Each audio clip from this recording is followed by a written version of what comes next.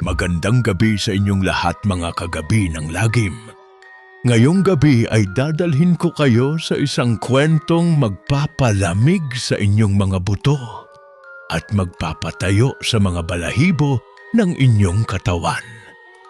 Handa na ba kayong harapin ang misteryong bumabalot sa isang paketeng kailanman ay hindi nagustuhang tanggapin ng kamatayan? Huwag nang magpatumpik-tumpik pa at simulan na natin ang kwento ngayong gabi. Tahimik ang gabi sa loob ng lumang sorting warehouse habang nakatitig si Noel sa kahon na nakapatong sa ibabaw ng metal na mesa. Pang-apat na ulit na itong ibinalik ng sistema matapos itong ideklarang delivered ng mga naunang rider. Ramdam niya ang kakaibang lamig na dumadaloy sa balat ng kahon kahit pa yari lamang ito sa makapal na karton. Sabi ng dispatcher na si Ben, 30 taong gulang na veterano sa trabaho, may sumpa raw ang paketeng iyon na galing sa isang liblib na bayan. Wala siyang nagawa kundi tanggapin ang trabaho dahil kailangan niya ang komisyon para sa pamilya. Isang matandang babae na may edad na 72 ang nag-abot sa kanya ng huling listahan ng mga address bago siya umalis sa estasyon. Sinabi nitong mag-ingat siya sa daan dahil madilim at madulas ang mga kalsada tuwing sumasapit ang hating gabi sa lalawigan ng Quezon. Hinayaan niya ang motor na umugong habang tinatahak ang masukal na daan patungo sa destinasyon ng misteryosong padala. Malalim ang gabi at tanging ang dilaw na liwanag ng headlight ng kanyang motor ang nagbibigay liwanag sa daan. Ramdam niya ang bigat ng hangin na tila ba may masamang nilalang na nakatingin mula sa mga madilim na talahiban. Habang nagpapatuloy sa pagbiyahe, napansin niyang biglang nawala ang signal ng kanyang cellphone at navigation app. Wala siyang ibang naririnig kundi ang malakas na ugong ng makina at ang pagaspas ng hangin sa mga puno ng niyog. Ilang kilometro pa ang binagtas niya hanggang sa makarating siya sa isang abandonadong komunidad sa gilid ng bundok. Madilim ang paligid at tanging ang tunog ng mga kuliglig at sarili niyang paghinga ang maririnig sa tahimik na gabi. Huminto siya sa tapat ng isang lumang bahay na halos matakpan na ng mga baging at ligaw na halaman. Lumapit ang isang guard na may edad na kapareho ng kanyang ama upang magtanong kung anong ginagawa niya roon. Sinabi ng matanda na sarado na ang lugar na iyon at walang taong tumitira sa loob ng ilang dekada. Subalit ipinakita ni Noel ang delivery manifest kung saan nakasaad ang eksaktong pangalan ng kumanluraning kalye at numero ng bahay. Nag-cruise ang landas ng kanilang mga mata at nakita ni Noel ang takot sa mukha ng matandang lalaki. Agad itong tumalikod at naglakad palayo habang binubulong ang isang lumang dasal laban sa masasamang espiritu. Inalis ni Noel ang kanyang paningin sa matanda at dahan-dahang naglakad patungo sa tarangkahan ng abandonadong bakuran. Ang bawat hakbang niya sa tuyong damo ay lumilikha ng kakaibang tunog na nagpapabilis ng kanyang tibok ng puso. Pagdating niya sa pintuan ay napansin niyang wala man lang itong kandado o anumang pananggalang laban sa mga magnanakaw. Napilitan siyang kumatok ng 3 beses habang tinatawag ang pangalan ng taong nakasulat sa resibo ng padala. Walang sumagot sa unang tawag, ngunit naramdaman niya ang malamig na simoy ng hangin na galing sa loob. Maya-maya pa ay narinig niya ang mabagal na yabag ng mga paa na papalapit mula sa madilim na pasilyo. Bumukas ang pintuan ng kusa at tumambad sa kanya ang isang babaeng nagngangalang Ana na may edad na 31. Maputla ang mukha nito at tila walang buhay ang mga mata habang nakatitig ng diretso sa kanyang mga mata. Inabot nito ang kanyang kamay upang kunin ang kahon ng walang anumang emosyon o ekspresyon sa mukha. Nagpasalamat si Noel kahit pa nanginginig ang kanyang mga labo dahil sa labis na kilabot na naramdaman. Pagkaabot ng babae ay bigla itong pumasok sa dilim at isinara ang pintuan ng may malakas na kalabog. Naiwan si Noel na naguguluhan at nanginginig sa labas habang iniisip kung paanong may nakatira pa sa ganoong karumal-dumal na lugar. Bumalik siya sa kanyang motor upang simulan ang pag-uwi, ngunit napansin niyang may naiwang sobre sa ibabaw ng upuan. Laking gulat niya nang makita na ang sobre ay naglalaman ng eksaktong resibo ng paketeng inihatid niya kani-kanina lang. Agad niyang binuksan ang sobre upang basahin ang nakasulat, subalit tanging pangalan lamang niya ang naroroon. Sa sandaling iyon ay narinig niya ang sunod-sunod na tahol ng mga aso mula sa malayo na tila may tinataboy na multo. Napatingin siya sa paligid at napansing ang mga puno sa gilid ng daan ay tila mga kamay na pilit na umaabot sa kanya. Binuhay niya ang makina ng motor na may kasamang pag-aalinlangan sa kanyang isipan kung dapat pa ba siyang magpatuloy. Subalit huli na ang lahat dahil ang kalsadang tinatahak niya pabalik ay tila naging isang paikot-ikot na labirinto. Wala siyang ibang pagpipilian kundi ang magpatuloy sa pagmamaneho. Habang patuloy na lumalalim ang gabi. Nang makabalik si Noel sa warehouse kinabukasan, sinalubong siya ng kanyang supervisor na siyang nagpagawa sa kanya ng deliver. Galit na galit ito dahil ang paketeng inihatid niya kagabi ay naroroon na naman sa ibabaw ng metal na mesa. Sinabi nitong imposibleng makarating ito roon nang ganoon kaaga, lalo pat sarado ang kanilang sistema tuwing madaling araw. Ipinaliwanag ni Noel ang nangyari sa abandonadong bahay, ngunit tinawanan lamang siya ng kanyang mga kasamahan.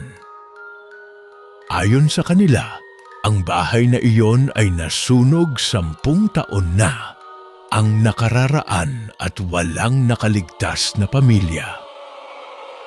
Isang police officer na may edad na 40 ang dumating sa warehouse upang mag-imbestiga tungkol sa mga nawawalang rider. Ayon sa opisyal, 3 rider na ang naiulat na nawawala sa kaparehong lugar sa loob lamang ng nakaraang buwan. Ang huling nakita sa kanila ay ang pagdadala ng kaparehong kahon na may parehong pangalan ng customer. Pinagbawalan ng pulis si Noel na bumalik pa sa lugar na iyon dahil mapanganib ito sa kanyang kaligtasan. Subalit naramdaman ni Noel na may puwersang nagtutulak sa kanya na alamin ang buong katotohanan. Habang nagpapahinga sa isang tabi, ay nilapitan siya ng isa pang rider na nagngangalang Ben upang magbigay ng babala. Sinabi nitong noong nakaraang linggo ay nakita niya ang kanyang sariling pangalan sa listahan ng mga susunod na padadalhan. Pinayuhan siya nitong huwag nang buksan ang kahon kapag muli itong napunta sa kanyang pangangalaga dahil kamatayan ang kapalit nito. Hindi na nakapagsalita si Noel dahil naramdaman niya ang pagpapatak ng malamig na pawis sa kanyang noo. Ang atmosfera sa loob ng warehouse ay unti-unting naging mabigat at puno ng takot. Habang nagpapatuloy ang araw, ay hindi mawaglit sa isipan ni Noel ang mukha ng babaeng nagngangalang Ana. Nagdesisyon siyang magsaliksik sa lumang dyaryo sa kanilang opisina upang malaman ang kasaysayan ng nasabing bahay. Nakita niya ang isang lumang balita tungkol sa isang malaking sunog na pumatay sa buong pamilya ng isang negosyante. Ang pangalan ng nasawing ina ay Ana, habang ang anak nitong lalaki ay may kaparehong edad ng batang nakita niya sa panaginip. Mas lalo siyang kinilabutan nang mapansing ang petsa ng sunog ay eksaktong kapanganakan niya. Isang bata na may edad na 10 ang biglang pumasok sa warehouse habang bitbit ang kaparehong kahon ng karton. Sinabi nito na may nagpapabigay kay Noel at kailangang buksan na niya ito bago sumapit ang susunod na takip silim. Agad na tumakbo ang bata palabas ng pintuan bago pa man ito maabutan ng mga nagbabantay sa pasilidad. Pinagmasdan ni Noel ang kahon na ngayon ay may bahid na ng itim na likido na may masangsang na amoy. Ang mga kasamahan niya ay lumayo ng ilang metro dahil sa takot na baka madamay sila sa sumpa. Hindi na nagpigil si Noel at kinuha ang isang cutter upang hiwain ang manipis na tape sa ibabaw ng kahon. Nanginginig ang kanyang mga kamay habang dahan-dahang binubuksan ang takip upang silipin ang laman sa loob nito. Ang tanging naririnig sa buong silid ay ang mabibigat na paghinga ng mga taong nanonood sa kanyang ginagawa. Nang tuluyan ng bumukas ang kahon ay bumulwak ang isang kakaibang liwanag na nagmula sa loob. Lahat ng naroroon ay napaurong dahil sa biglang pagbabago ng temperatura sa paligid. Sa loob ng kahon ay nakita niya ang ilang lumang gamit na pawang abo at sunog na mga tela. May nakitang isang lumang litrato sa ilalim ng mga abo na naglalaman ng mga mukha ng mga taong nawala. Napasigaw si Noel nang makilala ang mga mukha ng mga naunang rider na nagdala ng kaparehong kahon.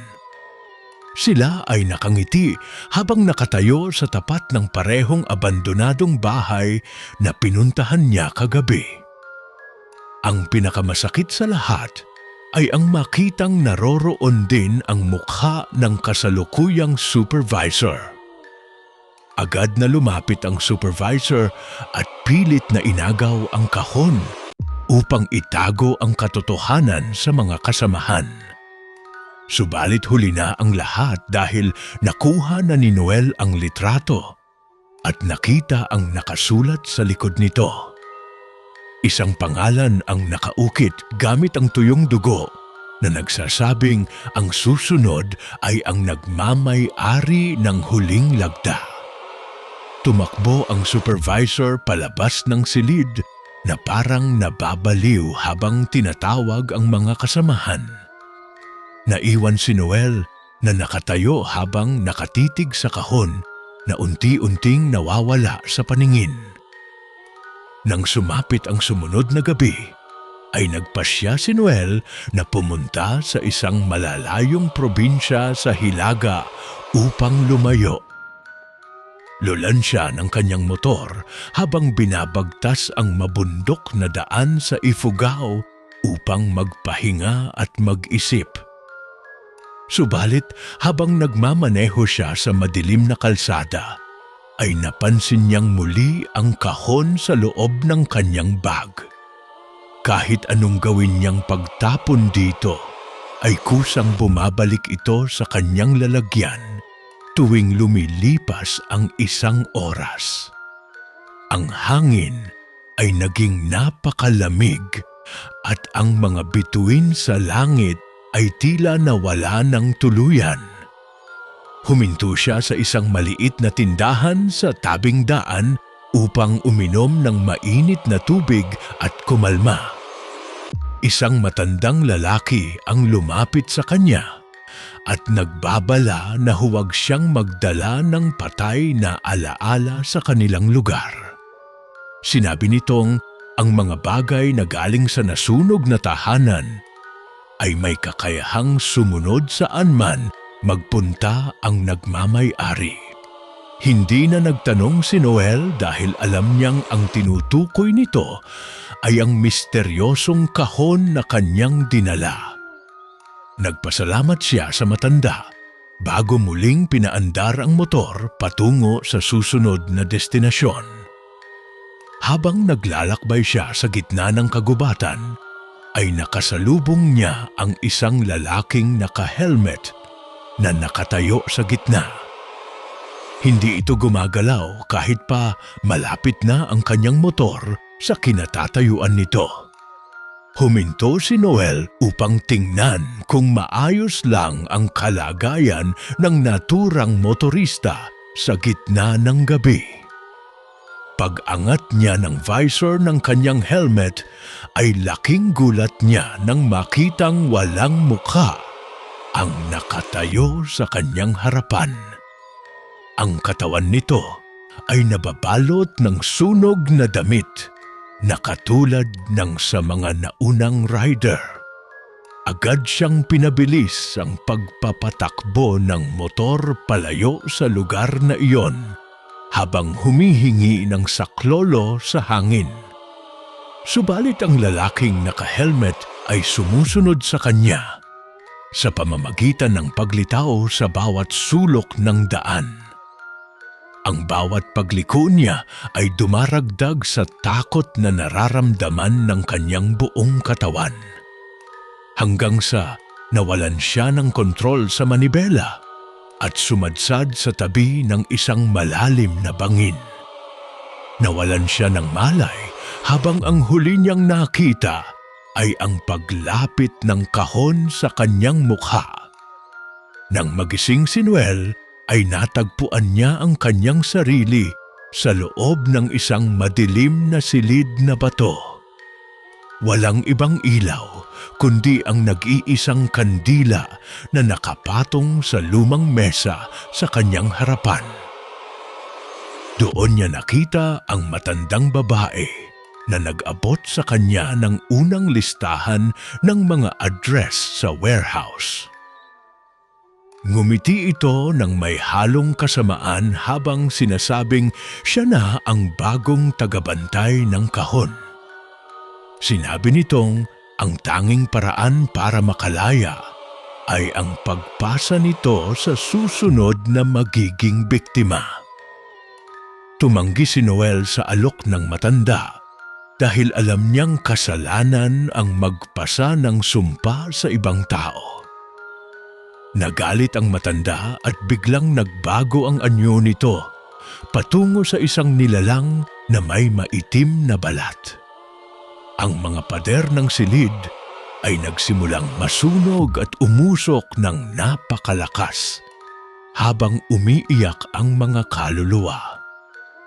Naghahanap si Noel ng daan palabas habang kinakapapa ang kahon na nasa kanyang bulsa.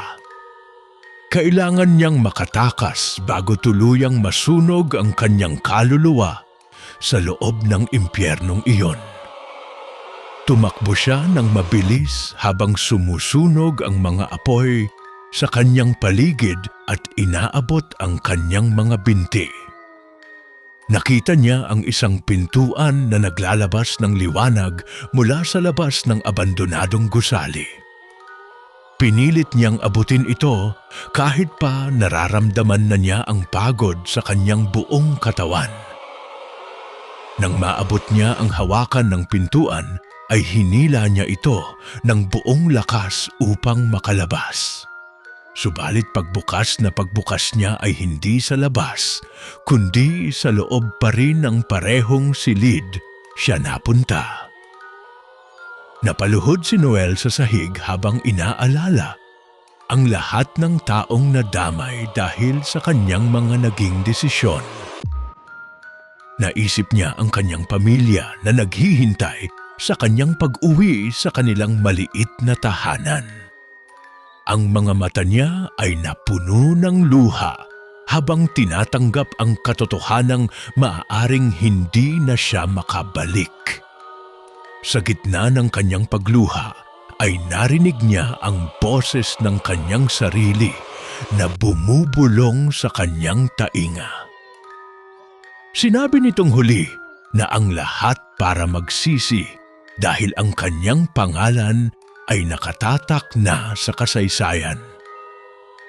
Bumalik ang eksena sa warehouse kung saan ang mga kasamahan ni Noel ay nag-uusap tungkol sa kanyang pagkawala. Ang dispatcher ay nagtataka kung bakit wala pang balita mula sa kanya simula nang dalhin nito ang kahon. Sinubukan nilang tawagan ang kanyang numero, ngunit ang tanging sumasagot ay isang malamig na tunog ng makina. Nagpasya ang supervisor na puntahan ang huling lokasyon, kung saan ito huling nakita ng mga awtoridad. Dinala nila ang parehong kahon na ngayon ay mas mabigat kaysa noong una itong dumating sa estasyon.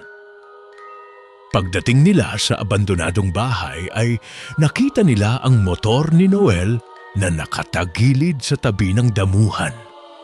Walang bakas ng tao maliban sa isang sobre na nakapatong sa ibabaw ng upuan ng motor.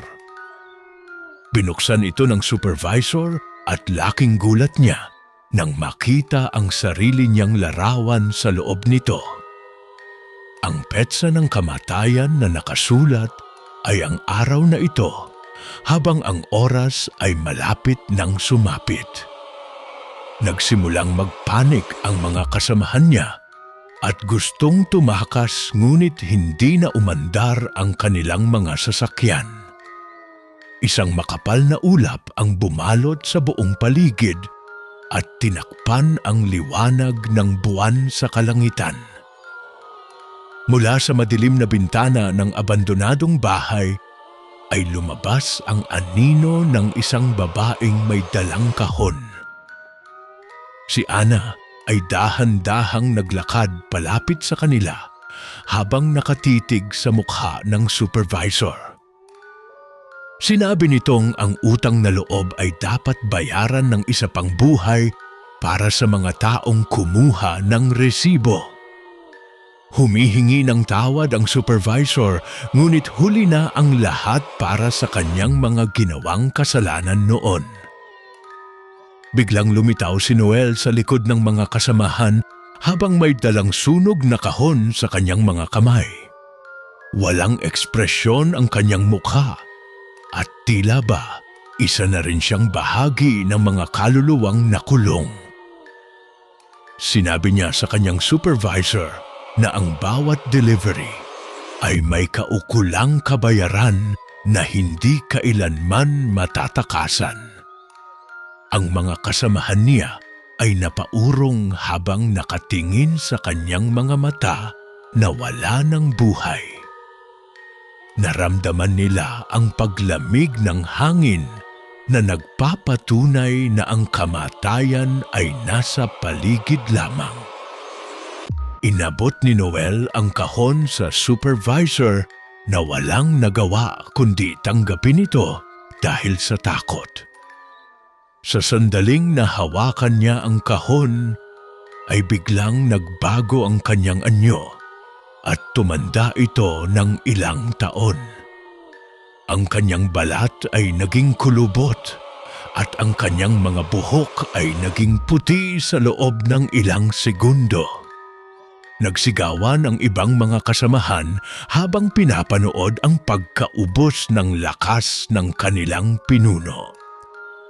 Ang kahon ay patuloy na naglabas ng kakaibang itim na usok na bumalot sa buong paligid ng bakuran. Nang matapos ang insidente ay naiwan ang kahon sa gitna ng lupa habang wala nang natirang buhay. Ang mga sasakyan ay nanatiling sira at ang mga telepono ay nawalan ng anumang senyales ng buhay. Tanging ang ihip ng hangin ang maririnig sa tahimik na lugar na iyon na saksi sa kababalaghan. Ang kwentong mga nawawalang rider ay naging isang alamat na lamang sa kanilang maliit na komunidad. Walang sino man ang naglakas loob na lumapit sa lugar na iyon dahil sa takot na mangyari rin sa kanila. Subalit sa kabilang dako, ang kahon ay muling ibinalik sa sorting warehouse sa pamamagitan ng hindi kilalang kamay. Walang nakakaalam kung paano ito nakabalik sa ibabaw ng metal na mesa sa gitna ng silid. Ang pangalan na nakasulat sa ibabaw nito ay ang pangalan ng isang bagong rider na magsisimula bukas. Ang sikreto ng nakaraan ay nanatiling nakatago sa ilalim ng mga lumang papel at abo ng kahon. Ang bawat delivery ay may nakatakdang magtatapos sa parehong madilim na wakas ng buhay.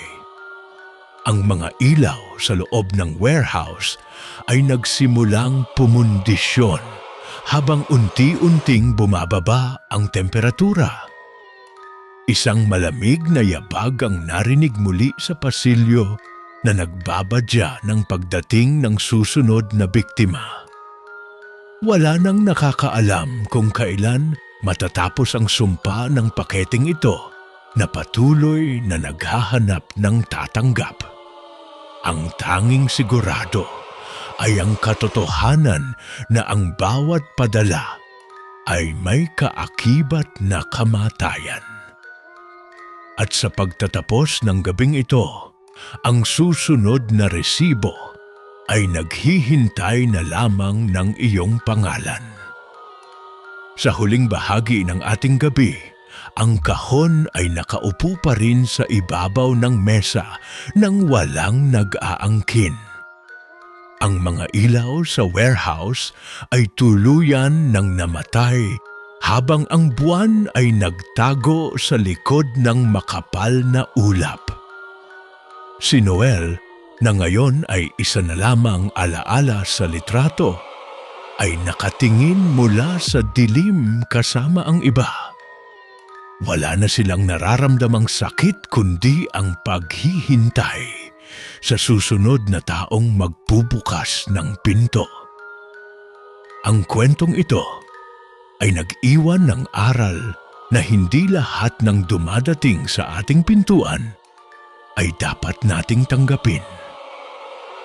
May mga bagay sa ating buhay na mas mabuting iwan na lamang sa nakaraan kaysa alamin pa ang totoo. Ang labis na pagkamausisa ay maaaring magdala sa atin sa isang daang walang pabalikan kailanman. Kaya naman sa susunod na may kumatok sa inyong pintuan sa kalagitnaan ng gabi, mag-isip kayo ng 2 beses. Siguraduhing alam ninyo kung sino ang nagpadala bago ninyo tuluyang buksan ang inyong mga tahanan. Dahil bago pa man ninyo mapansin, ang paketeng hawak ninyo ay naglalaman na pala ng inyong sariling kamatayan. At diyan na nagtatapos ang ating kwento ngayong gabi, mga kagabi ng lagim. Ang kwentong ito ay nagpapakita na ang ating mga desisyon ay may kaakibat na mabigat na responsibilidad. Minsan, ang mga simpleng bagay tulad ng isang delivery ay may dalang misteryong hindi natin kayang solusyonan. Sana ay natuto kayong mag-ingat sa bawat hakbang na inyong ginagawa sa inyong mga pang-araw-araw na buhay. Huwag ninyong hayaang ang inyong kuryosidad ang maging dahilan ng inyong sariling kapahamakan sa dulo. Maraming salamat sa inyong lahat na nakinig at sumama sa paglalakbay ng ating kwento ngayong gabi. Ang inyong patuloy na pagsuporta ang nagbibigay buhay sa ating programa tuwing sumasapit ang tahimik na oras. Huwag ninyong kalimutang mag-subscribe sa YouTube channel ng Gabi ng Lagim para lagi kayong updated sa mga bagong upload.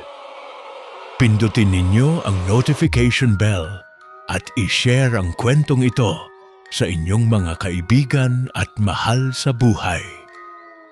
Mag-ingat kayong lahat sa dilim dahil hindi natin alam kung sino ang naghihintay sa labas ng ating mga pinto. Paalam mga kagabi ng lagim, hanggang sa susunod nating pagkikita sa ating susunod na nakakatakot na paglalakbay.